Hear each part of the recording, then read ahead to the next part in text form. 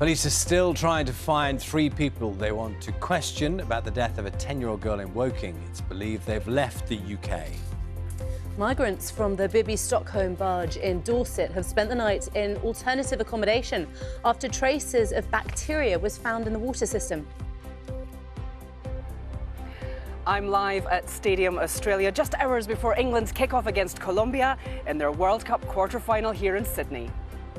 Meanwhile, the England men's captain, Harry Kane, is waving goodbye, it seems, to Spurs after 14 years. This is him arriving in Germany, where he's now had his medical at Bayern Munich, ahead of official confirmation that the deal is done. Look at some of today's papers, and quite a few are leading with this. The discovery of Legionella in the water supply on the barge being used to house migrants. The Daily Mirror quoting the Shadow Home Secretary, Yvette Cooper, who says the asylum chaos is just getting worse and worse. Let's have a look at the Times newspaper saying university students will face a battle for housing, some potentially starting term in hotels or in bunk beds.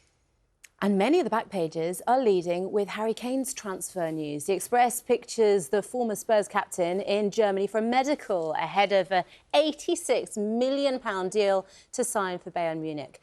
And there's a lovely picture in some of the papers too. These are just, here we go, 17 sets of twins. 17 sets of twins. Yeah, so we're talking about Inverclyde, which is really quite a small place, which has now been dubbed Twinverclyde. And this picture here is the evidence of the situation there. So let's take you through it. There are a total of 17 sets of twins starting primary school in Inverclyde next week. So just think about that for a second. That's one small area, 17 sets of twins. Go back in time, 2015.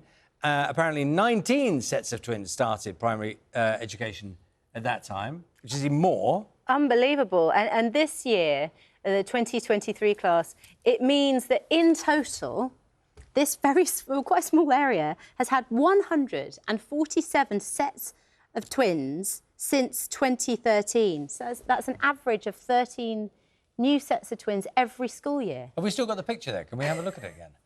Because it's quite a funny picture, isn't it? Because they're all they're doing that thing that kids do in pictures where they're all making...